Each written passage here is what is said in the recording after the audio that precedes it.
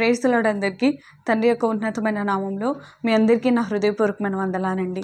అయితే ఈరోజు దేవుని వాక్యంలోనికి వెళ్ళినట్లయితే మత్తయి సువార్త 5వ అధ్యాయము 9వ వచనము, సమాధానపరచువారు ధన్యులు, వారు దేవుని కుమారులు అనబడుదురు. ఎవరంటండి? సమాధానపడువారు ధన్యులు, వారు దేవుని కుమారులు అనబడు. ఈ సమాధానపడడం అంటే ఏంటంటే, అందరము అనుకూలమైన పరిస్థితులు, కంఫర్ట్ జోన్లో ఉండేటప్పుడు అందరూ సమాధానంగా ఉంటారు, శాంతిగా ఉంటారు, చక్కగా ఉంటారు. కానీ ఏదైనా సిచ్యువేషన్స్ కొన్ని వ్యతిరేకంగా జరిగినప్పుడు, ప్రతికూలంగా ఉండేటప్పుడు మనం ఎలా ఉంటున్నాం అనేది చాలా జాగ్రత్తగా చూసుకోవాల్సిన విషయం అండి. అప్పుడు మనం సమాధానంగా ఉంటున్నామా, సమాధాన పడుతున్నామా అనేది చాలా పరీక్షించుకోవాలి.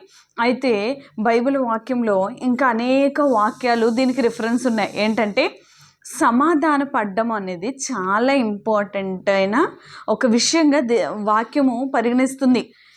ఒక పరిస్థితిలో ఇద్దరు సహోదరులకు కానీ సహోదరులకు కానీ ఏదైనా గొడవ వచ్చింది అనుకోండి, ముందు సమాధాన పడే దేవుడి దగ్గరికి రావాలంట ప్రార్థన చేసుకోవడానికి.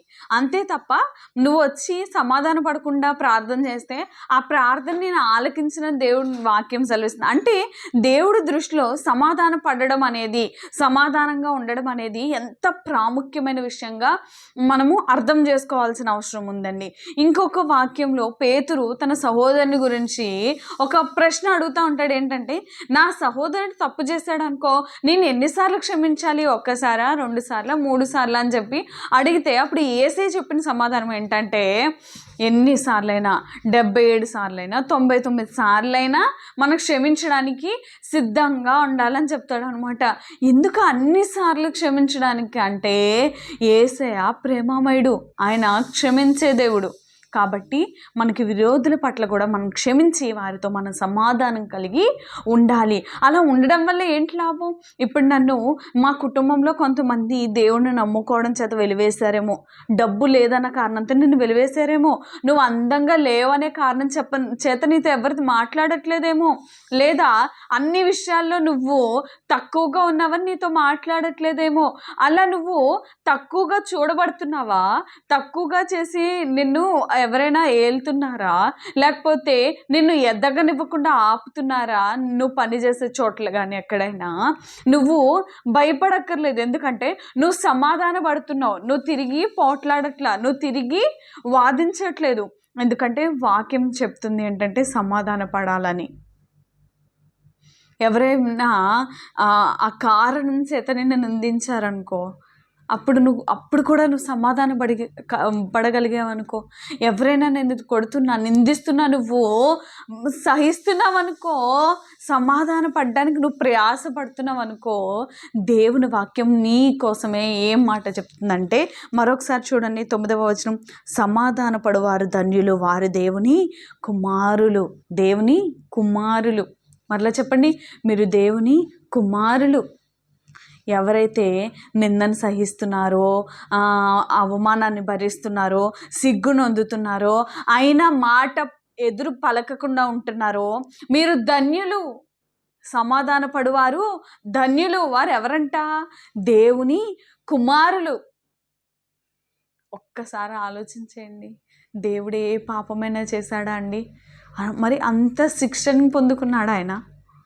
ఏ పాపము చేయకుండా ఆయన అనుండొచ్చు కదా, నాకెందుకు ఇదంతా, మారు పలకలేదని దేవుని వాక్యం సెలవిస్తుంది. సిలువ కొట్టుకుంటే ఏమనలేదు, మూచినా ఏమనలేదు, ముళ్ళ కిరీటం పెట్టినా ఏమనలేదు. అంగీని చీట్లేసి పంచుకున్నారంట ఆయన అంగీని. రక్తమంతా అయిపోయి ఆఖరిలో నీరు కూడా గారిందంట ఆయన శరీరం నుంచి. అంతగా సమాధానం గురించి ఆయన ఇదయ్యారు. మనము కూడా కొన్ని పరిస్థితుల్లో సమాధాన పడవలసిన వారిగా ఉంటాం. కొన్నిసార్లు అనిపిస్తూ ఉంటుంది మనుషులతో, వారు మాట్లాడే మాటలతో, వీరిని ఇంకా క్షమించలేము, వీరి ముఖం ఇంకా చూడకూడదు, వీరి దగ్గర అసలు ఉండకూడదు అని అనిపిస్తూ ఉంటుంది భరించలేక. కానీ దేవుని వాక్యం అట్లా చెప్పట్లా.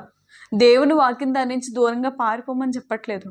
దేవుని వాక్యం చెప్తుంది సమాధాన పడమని, సహించమని. అలాంటి వారు ఎవరంట? దేవుని కుమారులు అనబడుదురు అని దేవుని వాక్యం స్పష్టంగా చెప్తుందండి. చాలాసార్లు నేను కూడా చాలామంది లైఫ్లో చూస్తూ ఉంటానండి. దైవజనులు కొన్నిసార్లు సంఘాలలో విశ్వాసులుగా ఉండవలసిన వారు ఏం చేస్తూ ఉంటారంటే, చక్కగా వారికి కలిగిన శ్రమను బట్టి వస్తారండి. ప్రార్థన చేయించుకుంటారు. ఈ దైవజనులు చాలా ఓపికతో ఉపవాసాలుండి రేయింబగళ్ళు సన్నిధిలో పెనుగులాడతారు యేసయ్య దగ్గర. వారికి కలిగిన శ్రమను బట్టి, అప్పుల బాధలే కానివ్వండి, అనారోగ్యమే కానివ్వండి, భయంకరమైన పరిస్థితుల నుండే కానివ్వండి, సాతాను శక్తులతో బంధింపబడిన వారేనండి, వీరందరి కొరకు వారు ఎంతగా ప్రయాసపడతారంటే, వారు ఏం చేస్తారంటే ఆ ప్రాబ్లం సాల్వ్ అయిపోగానే మరలా ఇంకా వారి ముఖం చూడరండి, ఇంకా సన్నిధికి రాకుండా ఉంటారు. అయితే ఆ ప్రార్థన చేసిన ఆ దైవజనులు మనసు చాలా బాధపడుతూ ఉంటుంది కదా. నేను ఎంత ప్రార్థన చేశాను, నేను ఎంత ప్రయాసపడ్డాను ఈ బిడ్డ కోసం, ఈ ఆత్మను రక్షించాలని, కానీ మళ్ళీ ఈ ఆత్మ మరలా లోకంలోకి వెళ్ళిపోయిందని చాలా బాధ కలుగుతూ ఉంటుంది. కానీ వారు అసలు ఏం మాట్లాడరు, బదులు పలకరు. కొంతమంది దైవజనులు మాట్లాడుతూ ఉంటే వారికి వ్యతిరేకంగా మాట్లాడుతూ ఉంటారు. బైబిల్ జ్ఞానం లేనివారు, దేవుని జ్ఞానం లేనివారు, వారు సహిస్తూ ఉంటారండి. అనేకమైన పరిస్థితులు గుండా చాలా నలిగిపోతూ ఉంటారండి. విశ్వాసుల్లో కూడా చాలామంది దేవుని కోసం నిలబడడానికి కొన్ని కుటుంబాలలో వ్యతిరేకత వస్తూ ఉంటుంది. మీరు ఎందుకు వెళ్తున్నారు అక్కడికి, మీరు ఈ దేవుని పూజించవచ్చు కదా అని చెప్పి అంటూ ఉంటారు. వ్యతిరేకత వచ్చేస్తూ ఉంటుంది కుటుంబాల్లో. అయినప్పటికీ కూడా సమాధాన పడడానికి ప్రయాసపడుతూ ఉంటారు. కొన్నిసార్లు సంఘానికి వెళ్ళడానికి యుద్ధాలు జరిగిపోతూ ఉంటాయి గృహాల్లో, అయినా సరే సమాధాన పడి సన్నిధికి వచ్చే వాళ్ళు ఉంటారు ఆదివారం. అలా ప్రతి విషయంలో కూడా, పనిచేసే స్థలాల్లో కూడా, చదువుకుంటున్న స్థలాల్లో కూడా చాలా వ్యతిరేకత వస్తూ ఉంటుంది. కానీ సమాధాన పడితే దేవుని వాక్యం సెలవిస్తుంది, మీరు సమాధాన పడుతున్నారనుకోండి, మీరు దేవుని కుమారులని దేవుని వాక్యం స్పష్టంగా క్లియర్గా చెప్తుందండి. కాబట్టి ఈ రోజు నుంచి మీకు తెలిసిపోయింది కదా, ఇప్పుడు ఏంటి లాభం నేను సమాధాన పడడం వల్ల, నేను తక్కువైపోతున్నానే, నేను చులకనైపోతున్నానే, నన్ను ఏలుతున్నారే అని అనుకోవడానికి వీల్లేదండి. దానివల్ల మనకు ఒక నిరీక్షణ ఉంది. ఎందుకంటే అదొక కన్ఫర్మేషన్ దేవుడు మనకి ఇస్తున్నాడు. అలా మీరు సహించినందుకు, మీరు దేవుని కోసం నిలబడినందుకు, సమాధానం ఉండడం కోసం మీరు పడిన ప్రయాసను, తాపత్రయాన్ని దేవుడు చూస్తున్నాడండి. అప్పుడు దేవుడు కుమారులుగా మీరు పిలువబడతారని దేవుని వాక్యం సెలవిస్తుంది. ఎందుకు ఇన్నిసార్లు ఇది చెప్తున్నానంటే, సమాధాన పడడం గురించి చాలా గొప్ప గొప్ప వాక్యాలు, గొప్ప గొప్ప వ్యక్తులు వారు సమాధాన పడడం వల్ల వారి జీవితాల్లో దేవుడు చేసిన అద్భుతాలు, వారి ద్వారా దేవుడు చేసిన అద్భుతాలు ఎన్నో ఉన్నాయండి. అందుకోసం ఈ వాక్యం ఇంతగా చెప్పడానికి గల కారణం అండి. కాబట్టి ఇంకా మనలో పడలేని స్వభావం ఉంటే, ఇంకా సమాధానం లేని పరిస్థితులు మనలో, మన గృహాల్లో ఉన్నట్లయితే ఈ సమయం దేవునికి అప్పచెప్దామండి. అలాంటి పరిస్థితులు సమాధాన పడడం నేర్చుకుందామండి. కళ్ళు మూసుకోండి, ప్రార్థన చేద్దాం. ప్రేమగల తండ్రి, దయగల దేవ, కృపగల ప్రభువా యేసయ్యా, నీ బంగారు పాద పద్మంకు లెక్కలేని స్తుతులు స్తోత్రములు.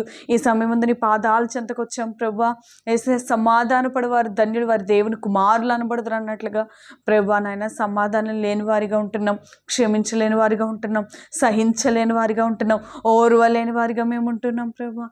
నీ ఓర్పుతో నింపు, నీ శాంతితో నింపు, నీ సమాధానంతో నింపు నా దేవా. ఏ పరిస్థితిలోనైనా, ఎలాంటి సందర్భాల్లోనైనా ప్రభా యేసయ్యా, ఎవరితోనైనా కూడా ప్రభా ఆయన సమాధానంగా ఉండడానికి సహాయం చేయండి.